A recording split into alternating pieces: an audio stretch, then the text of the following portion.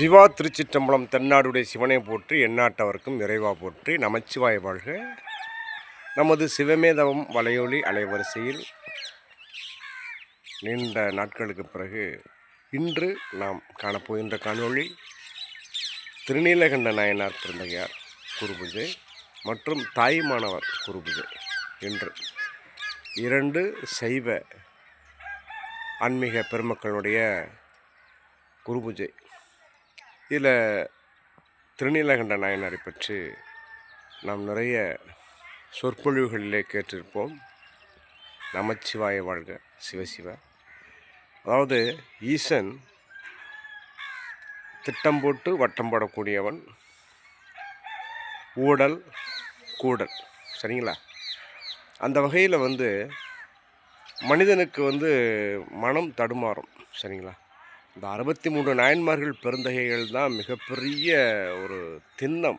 இறைவன் மீது சிவன் மீது கொண்ட பக்தியினுடைய பிரேமை, அதனுடைய திண்ணம், அந்த தீரம், அது சொல்லில் மாளாது.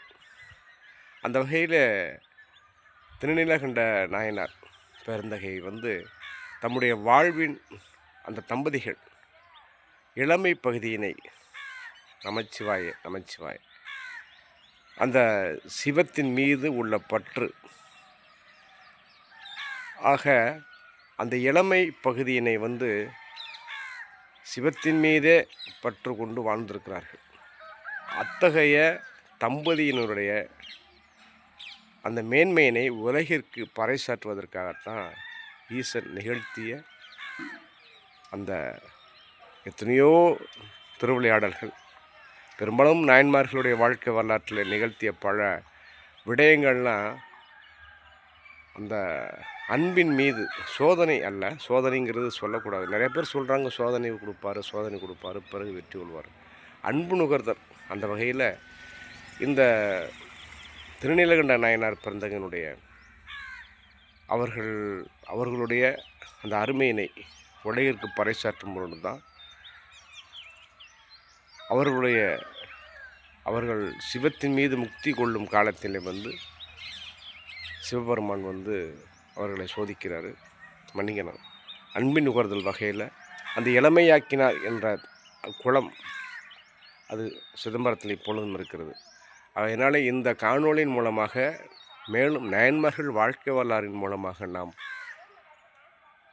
பல சிவ தத்துவங்களை உணர்ந்து கொள்ள வேண்டும், சரிங்களா?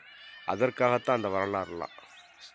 பெரும்பாலும் சைவ சமய இலக்கியங்கள் வரலாறு ரீதியாக, பாடல் ரீதியாக இவை எல்லாமே ஒவ்வொரு விதமான போதனையை நமக்கு போதிக்கும். ஆகையினால் சந்தர்ப்பவசத்தால் விதிவசத்தால் மனம் தடுமாறி ஒரு சில தவறுகள் செய்தாலும் அது சிவத்திற்காகவே நாம் நம்மை வாழ வைக்க வேண்டும். அதுதான் பிறவியின் நோக்கம் என்பதை உணர்த்துவதற்காகத்தான் இந்த திருநீலகண்ட நாயனார் பிறந்தகருடைய வரலாறு.